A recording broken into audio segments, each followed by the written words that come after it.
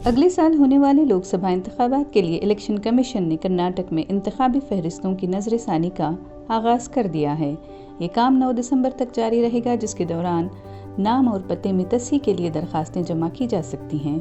हतमी इंतखाबी फहरिस्त 5 जनवरी को शाया की जाएगी। इंतखाबी फहरिस्तों के ड्राफ्ट 2024 के मुताबिक कर्नाटक में कुल वोटर्स की तादाद 5,33,77,162 है, जिनमें 2.68 करोड़ मर्द और 2.66 करोड़ खवातीन हैं।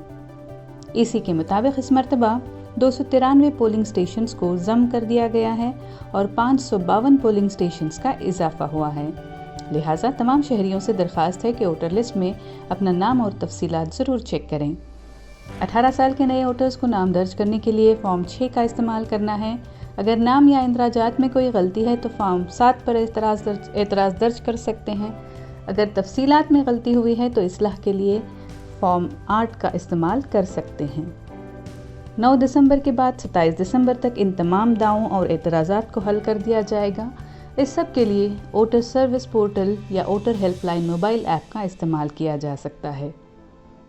इलेक्शन कमीशन के मुताबिक 27 अक्टूबर को ही 2024 असेंबली हलकों की ड्राफ्ट वोटर लिस्ट तमाम अजला के deputy commissioners, electoral registration officers, assistant electoral registration officers और तमाम पोलिंग स्टेशंस में शाया कर दी गई हैं।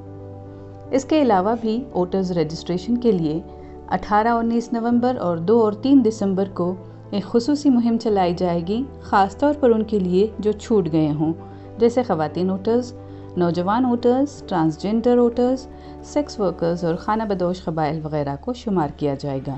ಭಾರತ ಚುನಾವಣಾ ಆಯೋಗದ ಆದೇಶದಂತೆ ಈ ದಿನಾಂಕ ನಾವು ಕರಡು ಮತದಾರರ ಪಟ್ಟಿಯನ್ನು ಪ್ರಕಟಣೆ ಮಾಡ್ತಾ ಇದ್ದೀವಿ। ಬಿಬಿಎಂಪಿ ವ್ಯಾಪ್ತಿಯಲ್ಲಿ ಒಟ್ಟು 28 ಅಸೆಂಬ್ಲಿ ಕಾನ್ಸ್ಟಿಟ್ಯೂಯೆನ್ಸೀಸ್ ಇದಾವೆ।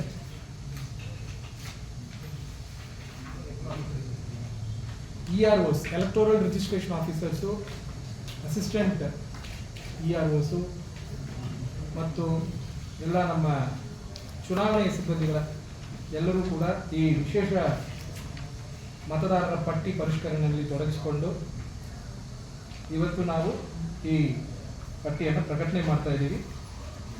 ಈ ಮಾಹಿತಿಯು ಮುಖ್ಯ ಚುನಾವಣಾಧಿಕಾರಿಗಳು ಕರ್ನಾಟಕ ಅವರ ವೆಬ್ಸೈಟ್ನಲ್ಲಿ ಮತ್ತು ಬಿಬಿಎಂಪಿ ವೆಬ್ಸೈಟ್ನಲ್ಲಿ ಲಭ್ಯಪಡಿಸ್ತಾ ಇದ್ದೀವಿ।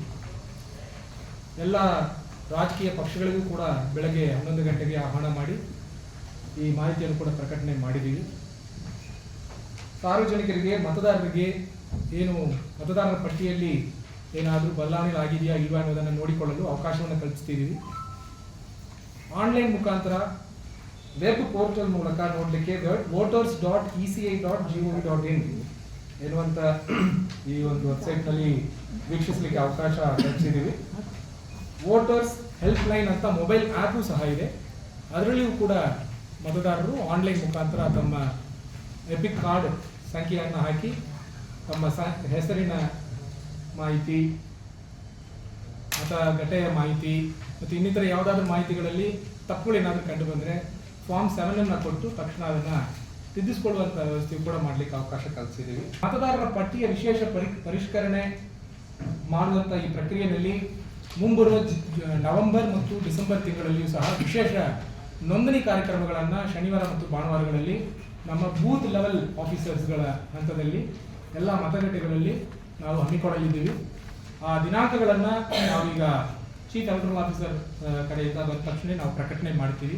ಇವತ್ತು ನಾಳೆ ಬರುತ್ತೆ, ಬಂದ ತಕ್ಷಣ ನಾನು ವಿಶೇಷ ಪ್ರಕಟಣೆ ಮೂಲಕ ನಿಮ್ಮೆಲ್ಲರಿಗೂ ತಿಳಿಯಪಡಿಸ್ತೇನೆ। ಏನು ಈ ಡ್ರಾಫ್ಟ್ ಎಲೆಕ್ಟೋರಲ್ ರೋಲ್ ಪ್ರಕಟಣೆ ಆಗ್ತಾ ಇದೆ ಇವತ್ತು, ಈ ರೋಲ್ನಲ್ಲಿ ಇರತಕ್ಕಂಥ ತಪ್ಪುಗಳು ಮತ್ತು ಏನಾದರೂ ಸಜೆಷನ್ಸ್, ಕ್ಲೈಮ್ಸ್ ಅಂಡ್ ಅಬ್ಜೆಕ್ಷನ್ಸ್ ಏನಾದರೂ ಇದ್ದರೆ ಅದನ್ನು ಸಲ್ಲಿಸಲಿಕ್ಕೆ ಕೊನೆಯ ದಿನಾಂಕ ಡಿಸೆಂಬರ್ 9, 2023 ಈ ದಿನಾಂಕದೊಳಗಾಗಿ ಸಾರ್ವಜನಿಕರು, ರಾಜಕೀಯ ಪಕ್ಷದವರು ನಮ್ಮ ಕಚೇರಿಗಳಿಗೆ ಸಲ್ಲಿಸಬಹುದಾಗಿದೆ।